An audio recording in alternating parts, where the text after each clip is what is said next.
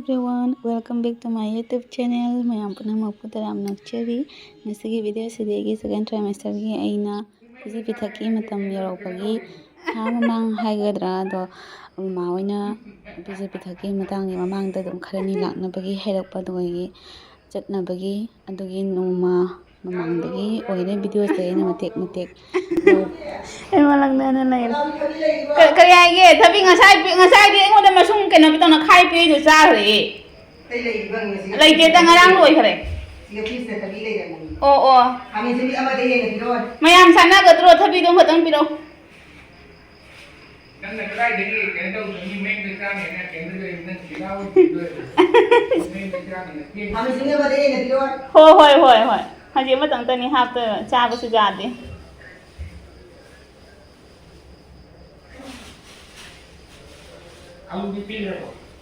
alu lay alu siga papa na alu siga kaya mon kaya no thami sidi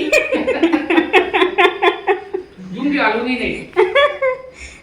kai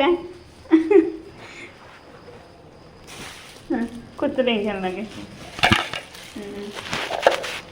saya ini main bicara dengan maya dong keren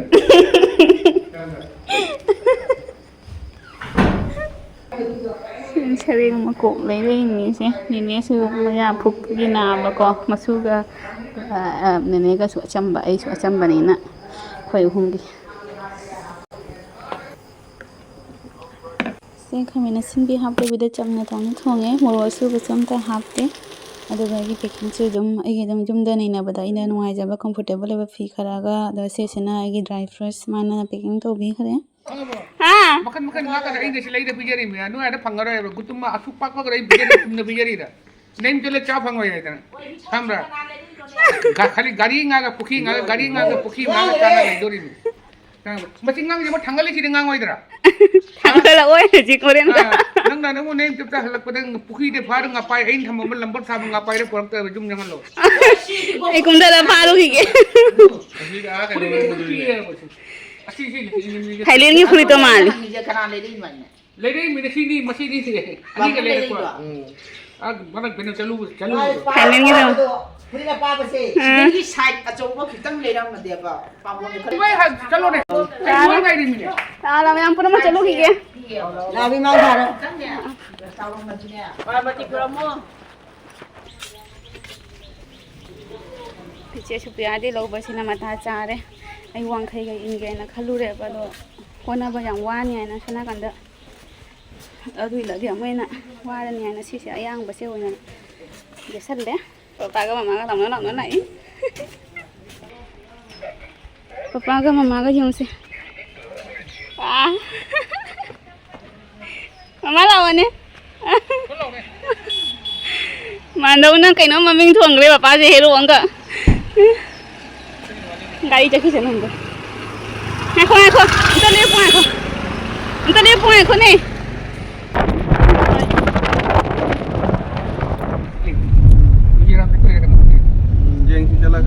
जरा मेरा भी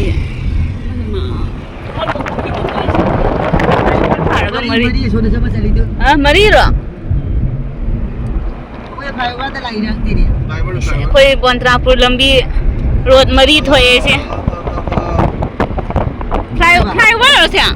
Khuyết lại sao? Cái đàn. Thôi đâu vậy nè? Cái đàn. Giá tôi lấy số lại cái đàn. Cái đàn tôi nói sao? Là tôi cà mua tôi mới được. Ấy à? Ấy à? Sao mà khai được thế? Lambi mari. Chonda ni chắc khare, chonda ni này. Thắc ta khare rồi. Đi ăn đâu nó chạy lên đang xì xì.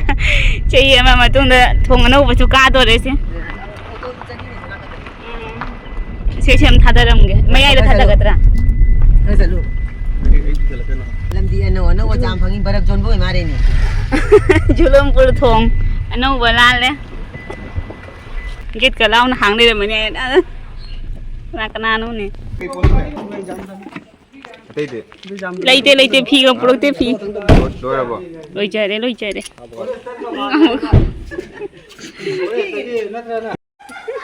पापा पापा direct पुखरीरोन चलो नहीं nine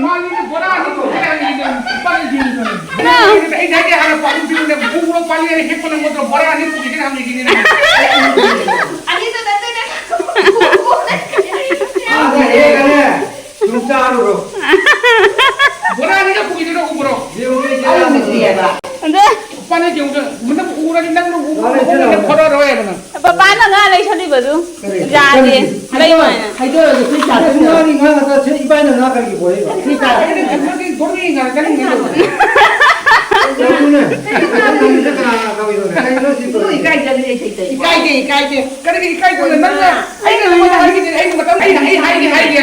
아버지 일 잘해 되지. 까리기로는 일 잘해 되지. 아, 아이 차량 보내서 보내요. 차량 구노에.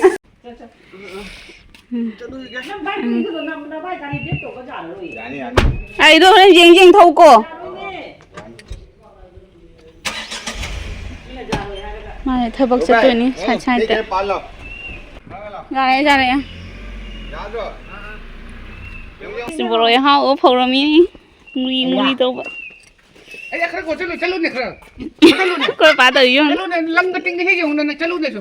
Nang mo hay zoom de la ting na ba. zoom chal laga tau na phải Moro paring paring China tàu thì ai suy tàu cái nó tàu với hoàn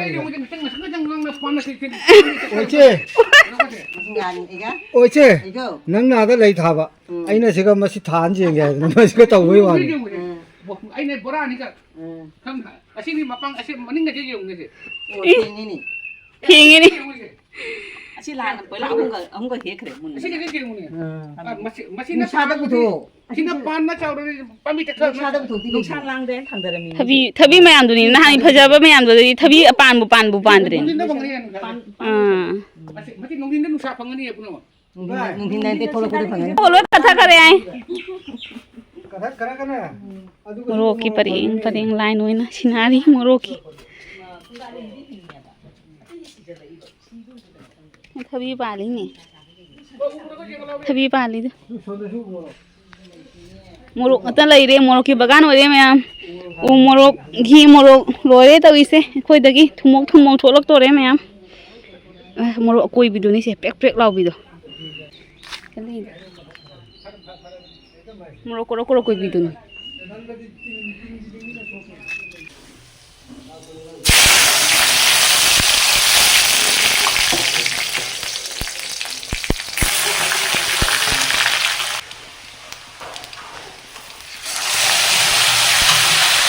हवाई सोक तौरे berry फुटले मरिंग खा berry मुंदरी Elisa ngौरी ममाना मखादा Elisa ai फुंदा दरे मखादा ममाना इलिसा तौथा करे कोई जो लेरा मी दुदी इलिसा जे कोई जिम दे लेरा मी आदे सु जावरे लोइना इलिसा मा तंगाय रे इलिसा बेटी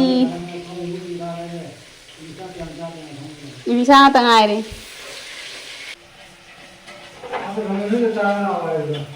इस इलिसा थोंबन नहीं रे फजबना इदना मोरो सुबह याव दबई थोंगी हजे सिदेसिना मची द चाना बनी मची की मुंगा सुजाम ने कना चादु न बसे बुंगा चौबनी ने सिसिना मची द बजा चाना बनी आई मरिंखा नोबल ओरे मरिंखा सु मोरोका पेनोका बेरी ग मे तोरे से बेरी न थबी अमा लेरे सलाद से माक तो हयंग ai ni pa di pam de ma lam da dum khara salad tau bi ge akona tau raga ne tilau ga khamen sen bi ga tau ga pam bani ma disin hawai khong ba lai re hawai ma kok ma du bukri ma pan da chak to lok pagi pa thana ri phajana ka lau dre chak sa ba ga siga bukri raun da ko ri du loin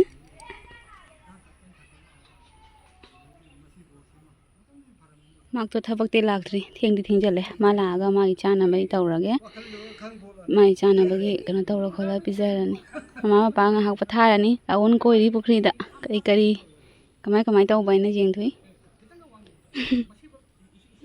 लफोई छोरी ma'am जेंगदु सिगै दुम उरे लफोई छोरी जांदा लेरे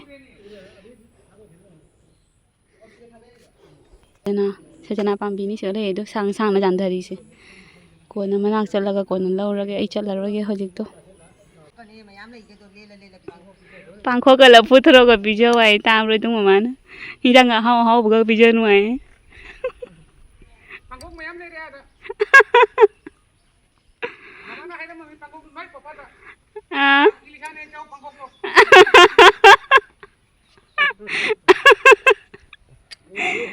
पांखो को Dari kilo tabon bambi je.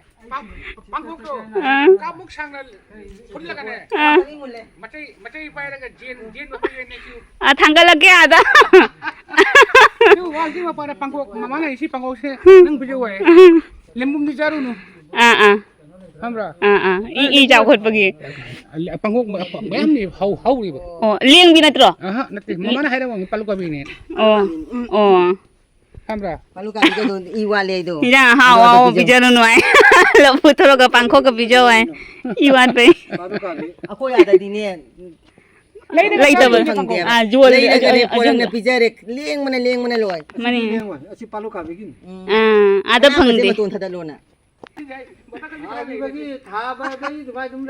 ओल गोभी ने था लगा ओल गोभी ने था बदा गोभी ओला थोले सीते नो पना सुलो रे ने Masaknya ol kopi ni. Ni pagi ol kopi matum tay aku ol kopi suki sang. Halangan putari ni अच्छा बता मशीन जाऊँ दे Aina ha ni poi dan loy lang tala mami. ले यार सुमांग ला मत आओ तौले माले है Gan keng nang ni.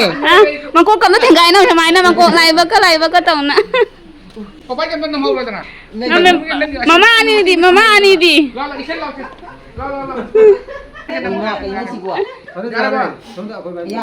खरे जम करा ना फजे के जम पापा ने खरा हेलम मना अन्नी मा फजे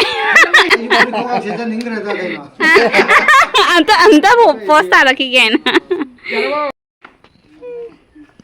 यो शिक्षण चलू भजन खुदे ही मता देगा ना खुदे हम तो ना खुदे हम तो चलू गया था बाप जा हो रहा है अटे पोर मांगे मांगे संगम तो मांगने ये ओए संगो मांगनी ओ पचे ले होद्रो ऑफिस की पचे का ले होद्रो ए नंगी जमा होए करी करा Dia mobile ke jauh.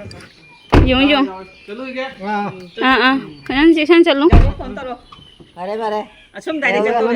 ना लगते को बोर्ड भी नहीं नारो नारो नारो मन को कुछ कनो हमरा आ पंखो को जेंग आ पंखो लो चला मगा लाके पंखो को थम मने पंखो से पूरा लो ये लाग तोय नी आयो आयो मुंगा पैसे चले हो हो चलो चले नहीं हो रे Mama bye bye. जिंग ना नहीं हो रे ꯑꯩꯅ ꯄꯥꯁꯨ ꯊꯕꯛ ꯆꯠꯂꯨꯔꯒ ꯂꯥꯛꯑꯒ ꯆꯥꯛ ꯆꯥꯔꯦ ꯑꯗꯨꯒ ꯄꯪꯀꯨꯏ ꯀꯨꯏꯔꯝꯗ꯭ꯔꯦ ꯑꯗꯨꯝ ꯊꯣꯛꯅꯕꯒꯤ ꯇꯧꯅꯅ ꯁꯨꯃꯥꯏꯅ ꯇꯧꯈ꯭ꯔꯦ ꯉꯁꯤ ꯅꯨꯃꯤꯠꯁꯦ ꯑꯗꯣ ꯃꯌꯥꯝ ꯃꯊꯪ ꯚꯤꯗꯤꯑꯣ ꯑꯃꯨꯛ ꯉꯥꯏꯃꯤꯟꯅꯔꯁꯤ ꯉꯁꯤꯒꯤꯗꯤ ꯃꯇꯥꯡ ꯑꯁꯤꯗ ꯑꯗꯨꯝ ꯀꯥꯏꯅꯔꯁꯤ Think I've been here before.